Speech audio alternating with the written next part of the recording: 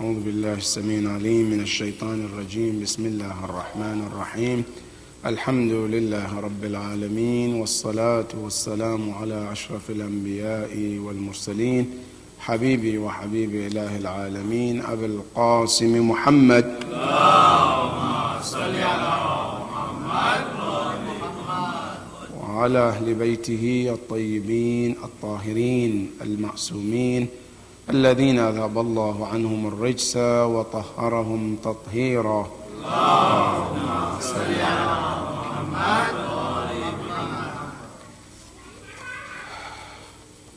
Before we proceed, I would like to request Surah Al-Fatiha from Marhum Nisar Hussain, son of Ghulam Hussain Lakhani. May Allah be pleased with his soul. Al-Fatiha. Bismillah ar-Rahman.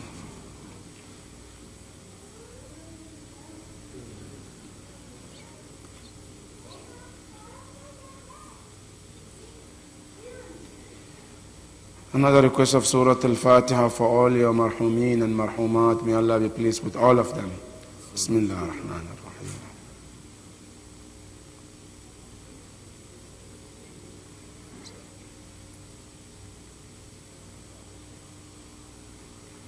And let's recite Surah Al-Fatiha for ourselves. When we become marhumin, may Allah be pleased with us as well. Al-Fatiha. Bismillah ar-Rahman ar-Rahim.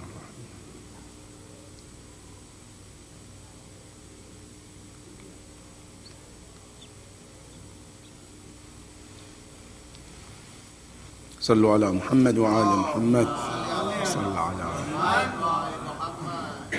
بسم الله الرحمن الرحيم. قال الله العلي العظيم في كتابه الكريم. بسم الله الرحمن الرحيم.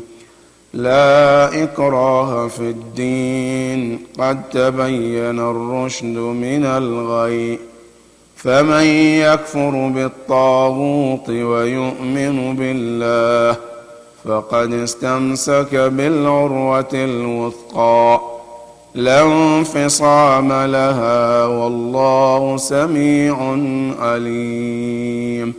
صدق الله العلي العظيم.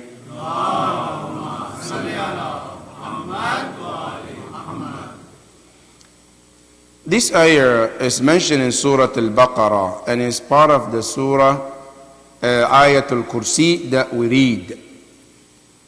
However, this ayah brings up one important question, and that is about freedom. Are we free as a human being, or we are not free as a human being? Because a lot of people, they use this as one of the questions to talk about Islam is not a religion of freedom. They say as soon as you accept Islam, your freedom is taken away. For example, sisters, they are forced to wear hijab. They cannot say no when you become a Muslim. There is no freedom. Islam is religion of slavery. Islam is the free religion that doesn't allow you to explore out there, the life out there. So you are put in the box. Is that the case or not? Okay, if it's no, but that's what they say. MashaAllah, in these few minutes that we have, I want us to discuss about this ayah and the freedom according to the Islamic point of view, because this is very important. About freedom and slavery is very important, because even when you go to Imam Hussein on the day of Ashura, he talks about freedom and slavery. That Imam Hussein alayhi salam, part of his talking about freedom as when Hurr ibn Yazid al-Rayahi was killed, he said, Ya Hurr, lam tukhta ummuka idh sammatka Hurra. He said, indeed, Ya Hurr, your mother did not make a mistake when she named you Hurr. Anta hurrun fi dunya wal akhirah. You are the free of this world and the hereafter. Then he talks also about the slavery on the day of Ashura. Imam Hussein alayhi salam, just to give us an idea about the importance of slavery and being free.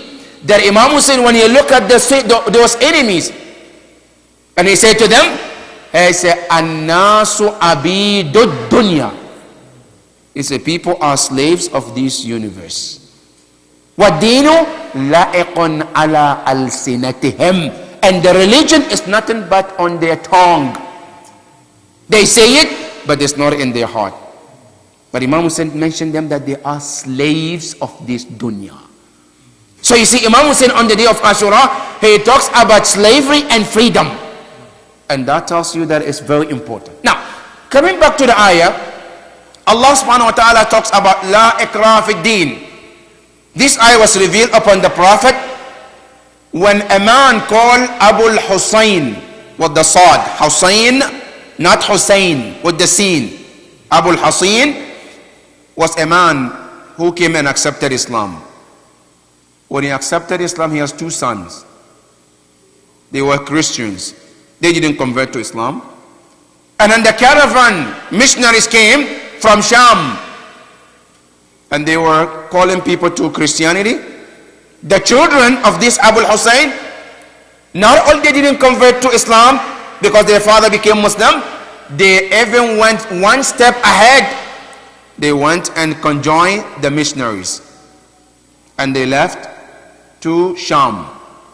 The father, Abu al-Husayn, he was so disturbed that he saw the light. He accepted Islam. And he wanted his children to be Muslims. But now their children, not only they are not Muslim, now they are missionaries.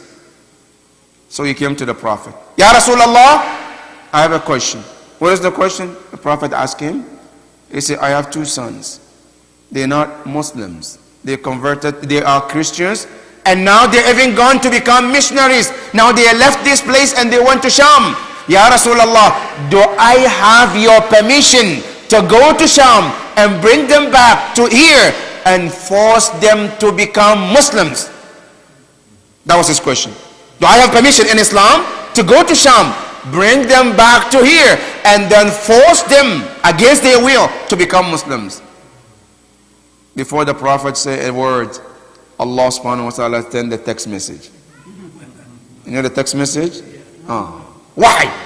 Through Jibreel. Ya Jibreel, tell Rasulullah, La ikraha fi din. That in Islam, there is no force. You cannot force someone to become a Muslim. Why? Why, Ya Allah? قَدْ تَبَيَّنَ الرُّشْدُ مِنَ الْغَيِّ. Allah said, because Islam is a clear evidence and it's a religion of brain. So Islam says, Allah said in the Quran, you are not allowed to force them. You are let them to see the light with themselves. Let them to reason with their mind. If they come to that conclusion, fine. If they're not, you're not allowed to force them. Now question comes here, brothers and sisters. Then why do we in Islam, we don't allow somebody to get out of Islam? If we say Islam is the religion of freedom, right? Now somebody was born Muslim. Somebody was born by the two parents who were Muslim. Tomorrow he or she said, I don't want to become a Muslim. You know the rule. If the person lives in the Islamic state, they have to be killed. Okay, where's the freedom then? If Islam is the religion of freedom, they should allow anybody to get in or out freely. I want to be a Muslim? Yes. You don't want to become a Muslim? Yes. But why is it that in Islam, somebody who was born Muslim, when they chose to leave Islam, Islam say, no, you cannot. Why? Here's the reason. They say because this ayah is referring that there is no force in Islam. If somebody is already outside and they want to come in, Islam say you're free to become Muslim or not to become. But as soon as you join the club, you cannot get out of the club. Why? Here's the reason. Islam said, because when you and I say, Ashhadu an la ilaha illallah, it's like you're signing agreement with Allah. That shahadatain is a signature you're giving to Allah. Ya Allah, I bear witness there is no God but you. And I bear witness Muhammad is the messenger of Allah.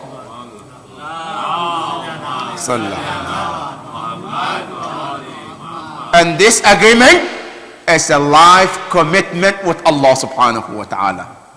So as soon as you say that, Allah subhanahu wa ta'ala say you are not allowed to come out of this agreement because you already give your covenant to Allah. You already put your hand in Allah subhanahu wa ta'ala's hand. So you cannot back off. But if a person was born by non-Muslim parent and he converted to Islam, and then later he chose or she chose not to be, Islam said they are not going to get cured because it's called Murtad al-Fitri and Murtad al-Milli. That person, he will be put in the prison and will be asked to convert to Islam, to come back and pray. And if they come back, they will be left free. If they're not, they will be kept until they accept, but they will not be set free. That is if the person was not born by two parents of Muslims. But that is in Islamic ruling. For that matter, in Islam we have freedom of religion. Islam said every human being is allowed to choose any religion they want to, not until you sign with Islam. But other than that, you are free to practice any religion that you want to. And nobody is allowed in Islam to force you to become Muslim. That is why at the time of the Prophet, when Prophet was both in Mecca and Medina, there were Christians around the Prophet, there were Jews around the Prophet, there are other religions around the Prophet, and the Prophet never ever forced someone to become a Muslim, because there is something called freedom of religion. Even not only that, you look at Surah Al-Kafirun, as the Islamic freedom have got to the point where even in Mecca, the disbelievers, the kuffar, they saw how freedom Islam is. They even came to the Prophet and they were inviting Prophet to become one of them. That's what Allah says, lakum dinukum waliya din, that no, you practice your religion and I practice my religion.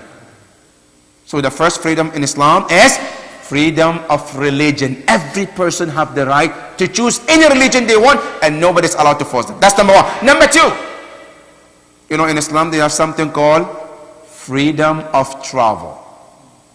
You know, in Islam there is nothing called passport.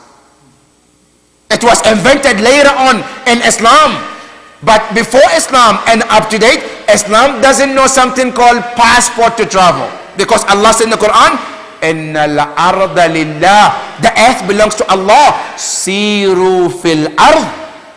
You are allowed to travel from one place to another. And nobody is allowed to ask you a passport. That is Islamic teachings. That's why when you go back to the Prophet, when the early Islam, when there was Muslims were in Mecca, they were tortured. The Prophet told the Muslims, migrate to Ethiopia. Did they ask them the passport? When the Muslims left Mecca and they went to Ethiopia and they lived there, there was nothing called passport. Because in Islam, there is nothing called a passport to travel, because there is something called freedom of travel. Any place you choose to live, Islam says that is your land. As a matter of fact, in Islam, if you live in one state, one country, and you are not free to practice your religion, you know what Islam says? Islam says it's wajib for you to make a hijrah. If I live in a place, I'm forced to practice idol worshipping. I'm not free to worship Allah the way I want. Islam says you have to move. Go to somewhere else to live there where you can find in a land that you are comfortable to practice your religion freely. If you don't, you know what Allah said in the Quran? I have the opportunity to do hijrah, but I did not. Allah said, Inna alladhina tatawaffahumul malaika. Yawm al-Qiyamah, the angel will ask the people, why didn't you travel? The answer is, Ya Allah, kunna mustada'afin. We were weak. We were not powerful. Then the angel will ask them, Alam takun ardullahi wasi'atun fatuhajiru fiha. Isn't the land of Allah is wide enough? If you live in one place and you cannot practice your religion properly, didn't you have the chance to move from one land to another where you have the freedom to practice your religion? Like Ashabul Kahf. Ashabul Kahf, they were youth who were under a pressure of the king of their time. The king wouldn't allow them to practice their religion. He wanted them to practice idol worshipping. Allah subhanahu wa ta'ala said, those Ashabul Kahf, what did they do? They left, they migrated. Because it's wajib upon a person to leave a place. Our Prophet, when he was born and he was raised and born in Mecca, but when he was not free to worship his Lord, what did he do? He migrated to Medina. Imam Ali was born in Mecca, but when he was not free to practice the religion in Mecca, he left to Medina. Then he finally went to Iraq and died in Al-Kufa. That is the Islamic teaching. Because in Islam, there is something called freedom of travel. That is number 2. Number 3, freedom in Islam. In Islam, you are free to take any part of the land and live there.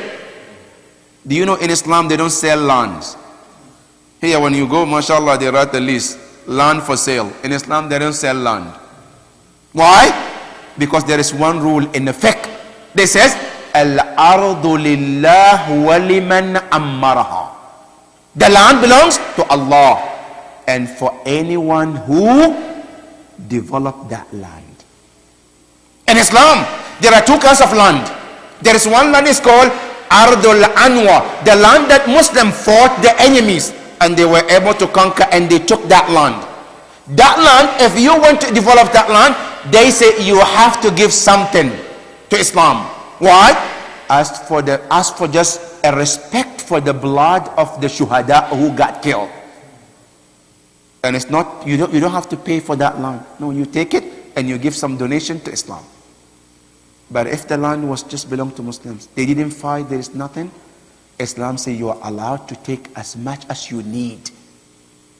And then, as soon as you develop it, Islam says then it becomes yours. And nobody is allowed in Islam to come and force you to leave or to pay anything. Because the land belongs to Allah and nobody is allowed to sell any land. And that is one of the freedom Islam. Now you go to any religion, do you find any place where you can find and develop it free of charge? Now you go to any land and you say, I want to take this land and develop it because I want to. No, that's not going to happen. But in Islam, you have that right. That is called freedom of living and land in Islam. That is number 3. Number 4, in Islam, one of the freedom in Islam also that Islam has given to all humanity to enjoy that freedom is the freedom of choosing who you want to marry. In Islam, one of the freedom Allah gives us, both ladies and brothers and sisters, we all have this freedom that you can choose anybody that you want to, whether it's a male or female. Allah subhanahu wa ta'ala in Islam gave you that option. You choose a woman, but Islam gives you the qualities that you should look. If you are a man and you want to choose a spouse, Islam says there are 4 qualities. If you are a woman and you want to choose a spouse, Islam says there are 6 qualities. If you find those qualities and you choose based on that, Islam says it's your own choice. Islam has given you the freedom of choice. Allahu Akbar. That is the freedom of choice. Not only that, also when you come to the government, Islam gave you a right to choose which government you want to. And nobody is allowed to force you to vote for one person or the other. Islam says that is your right Allah has given to you. And Islam emphasizes, as you have this freedom, don't let this freedom take you to become a slave of other things. And that is where the freedom comes in as an important, that you see our imams, they emphasize, would Allah give you this freedom? Don't let this freedom mislead you to become a slave of other things. Because I have a freedom to earn money, I have a freedom to work, but that doesn't mean that this freedom should take you to become a slave of other things other than the slave of Allah subhanahu wa ta'ala. That is why Imam Ali alayhi salam in Nahj al-Balagha, Allahumma salli ala, he said, لا تكن عبدا لغيرك وقد جعلك الله حرا. Don't become slave of anything when Allah created you a free man. You know why? Because sometimes we say we are free, but we are not free, we are slaves. Some of us, we are slave of our jobs. Because I cannot do anything other than my job. From the time I wake up till the time I go to bed, there is nothing going in my mind other than my job. That is being a slave of work. Some people, they are slave of food. Because when they wake up, all they think is about what? It's about food.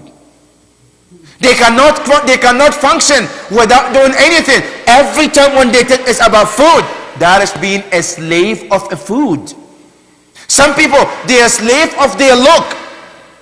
And all this when you come, Imam Hussein alayhi salam, as we mentioned in the hadith, when he says that An-nasu abidu dunya.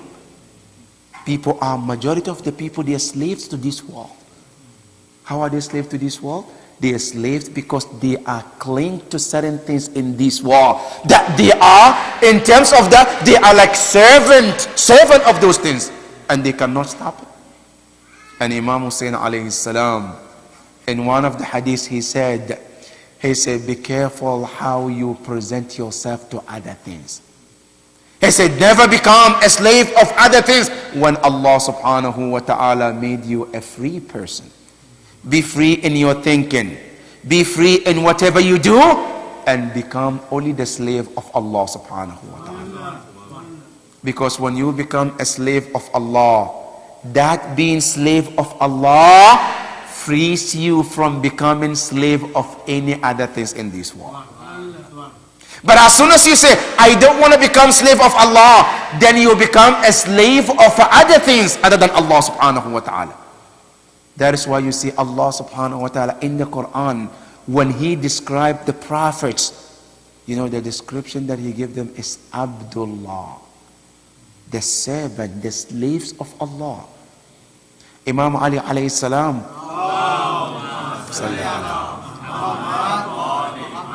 when he mentioned about how proud he was, he said, Ilahi kafani fakhran an taquna liya rabban wa kafani izzan an akuna laka abda.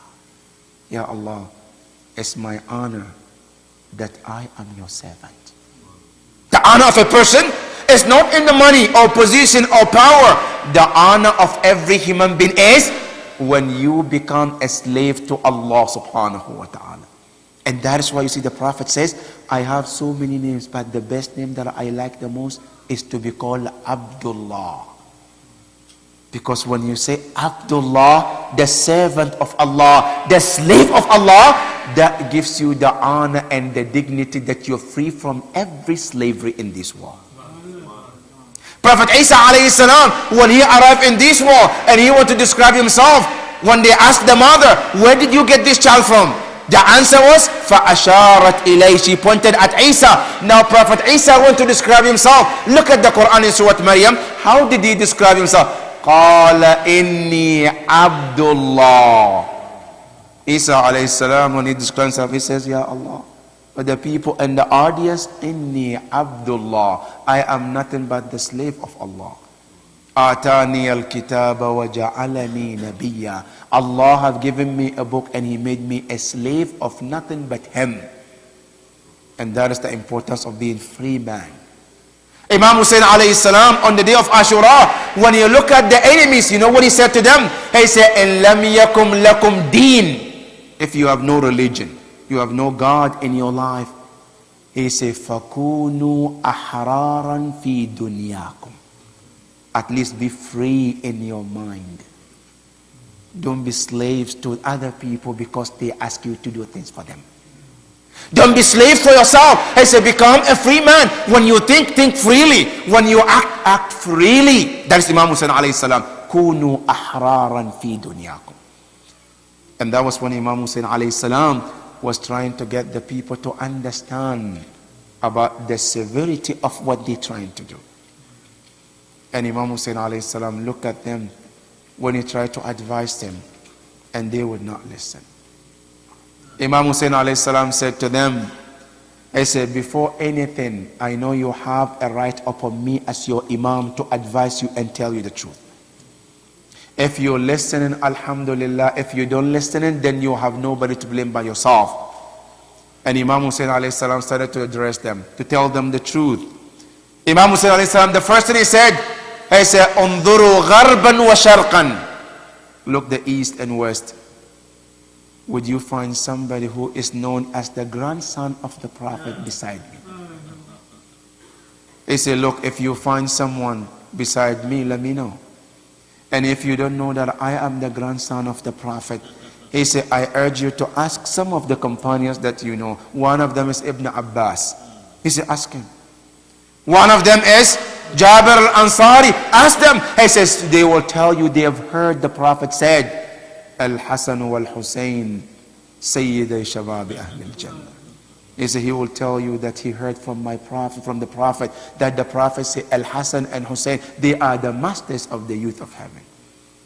He said, if not, he said, also look at the entire universe. Make a research. If you can find anybody who can tell you they are the grandson of the Prophet.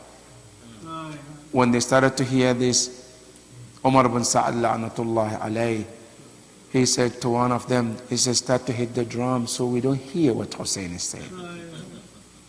And then the drum started. Then Imam Hussein alayhi salam said, I know why you're not listening to me. He said, إِنَّمَا مُلِئَتْ بُطُونُكُم مِّنَ الْحَرَامِ. He said, because your stomachs are filled with haram. After that, Imam Hussein alayhi salam was looking at them and he started tearing. Tears started running on his face. And they asked Imam Hussein alayhi salam, Ya ibn Rasulillah, mimma buka'uk, why are you crying? Imam Hussein alayhi salam said, Abki ala unasin yadkhuluna an-nara bisababi. I'm crying because of this group of people who will end up in the hellfire because of me. Allahu Akbar. Where can you find a person like Imam Hussein alayhi salam? Ya Aba Abdullah, these are your enemies, but you're still concerned about them ending in the hellfire. When Imam Hussein alayhi salam said this, that is when Umar bin Sa'ad said, Ishhadu li inda al-amir bi anni awwalu man rama ala al-Hussein wa iyal. He said, I want you to be my witness. He was telling the enemies. He said, I will be the first one to throw my spears at Imam Hussein. And I want you to bear witness in front of Yazid that I am the first one to shoot my arrows at Hussein alayhi salam. Imam Hussein alayhi salam, as he was standing, the narration says, فَجَاءَتْهُ السِّهَامُ كَرَشْقَ الْمَطَرِ. Ubaidullah bin Ziyad, he ordered them to attack Imam Hussein alayhi salam.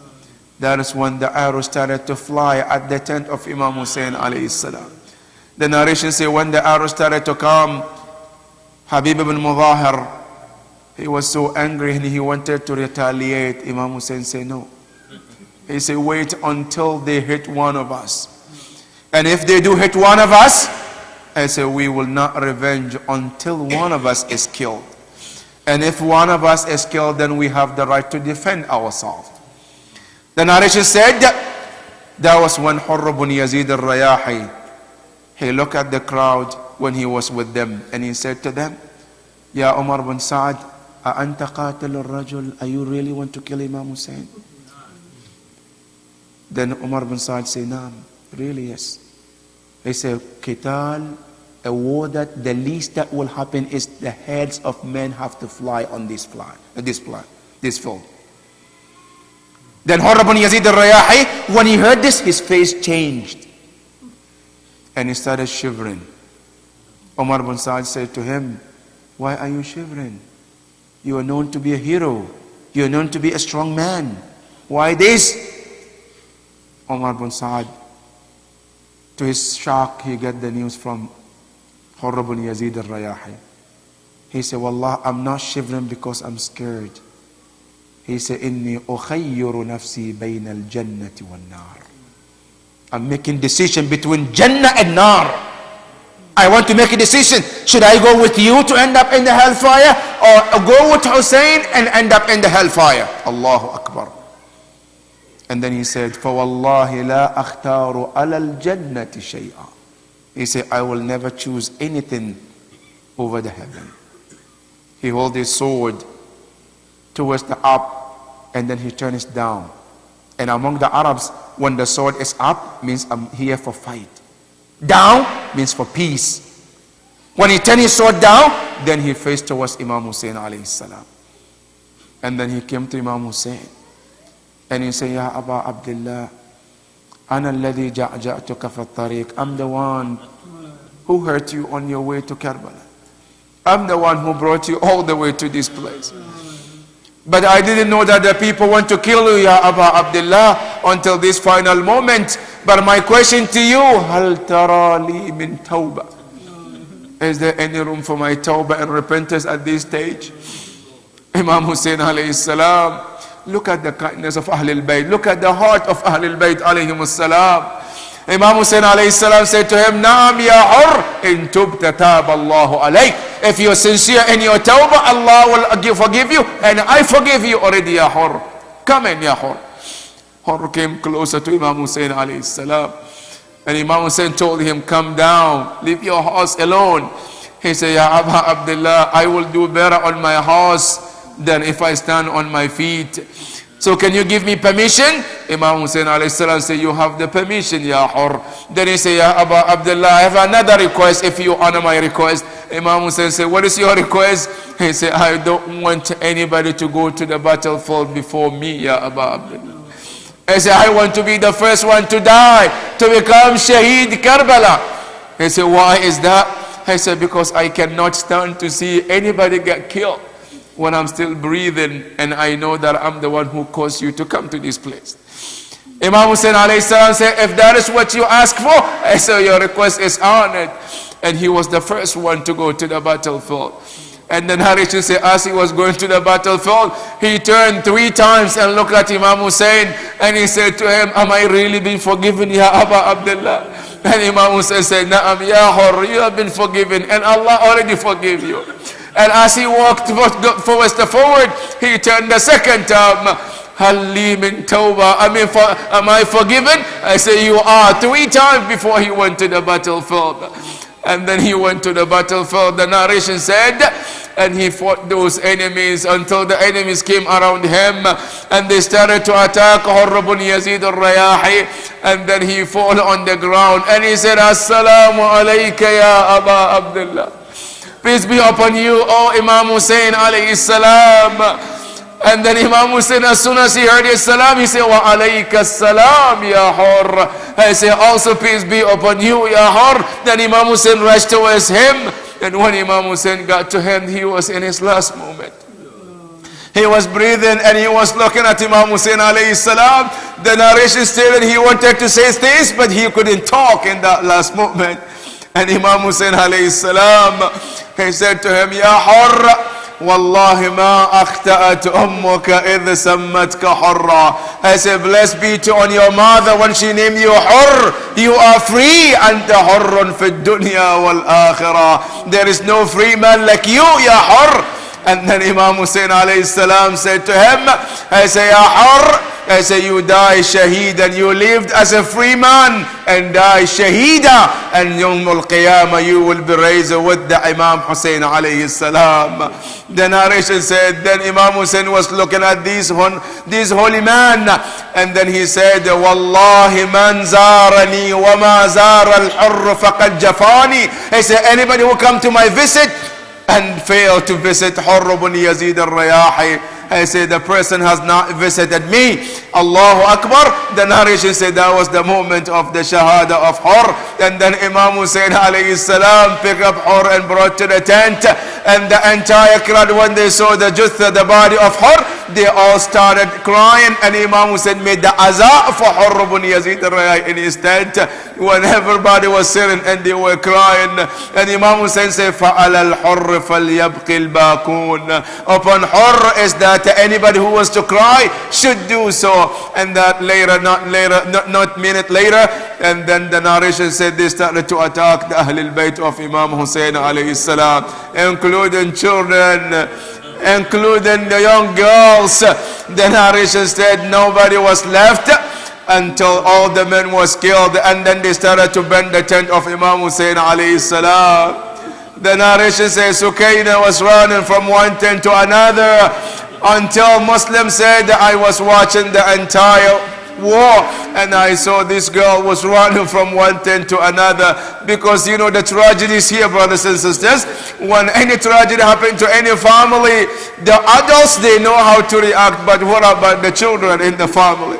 They are the victim the most. And the same thing, the tragedy of Karbala, the children were the ones who were hurt the most. And Imam Jafar al-Sadiq alayhi salam, I say, when I remember the tragedy of Karbala, what hurts me the most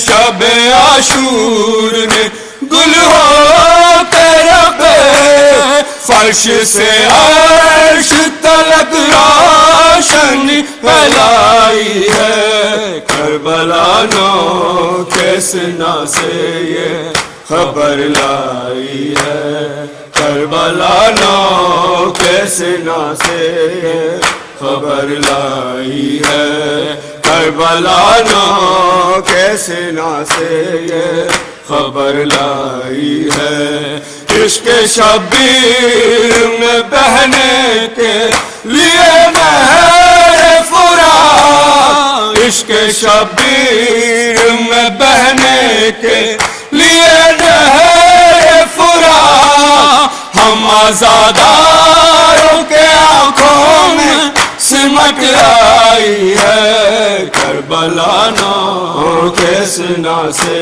یہ خبر لائی ہے کربلا نو کے سنا سے یہ خبر لائی ہے کربلا نو کے سنا سے یہ خبر لائی ہے عشق شبیر میں بہنے کے لیے نہر فرات عشق شبیر میں بہنے کے لیے نہر فرات ہم آزاداروں کے آنکھوں میں سمٹ آئی ہے کربلا نو کے سنا سے یہ خبر لائی ہے کربلا نو کے سنا سے یہ خبر لائی ہے اپنے ہاتھوں سے بنائیں گے مقدر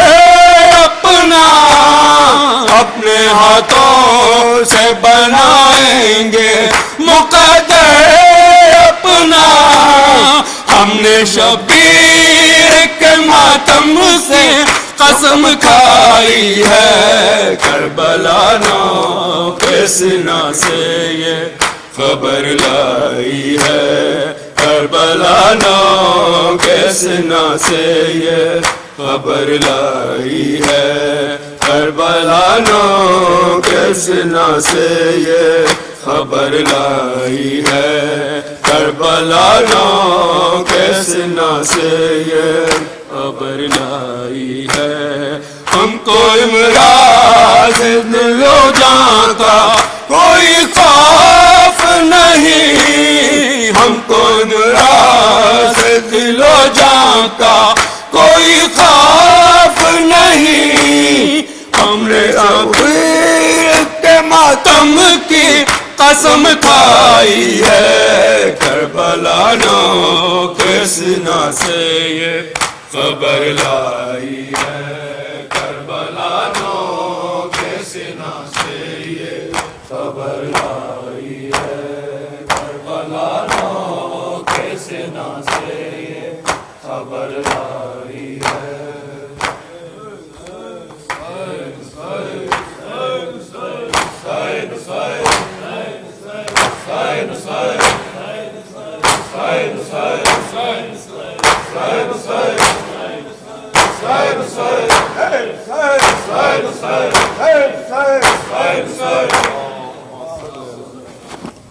مجاز ارتباط شیخ بھائی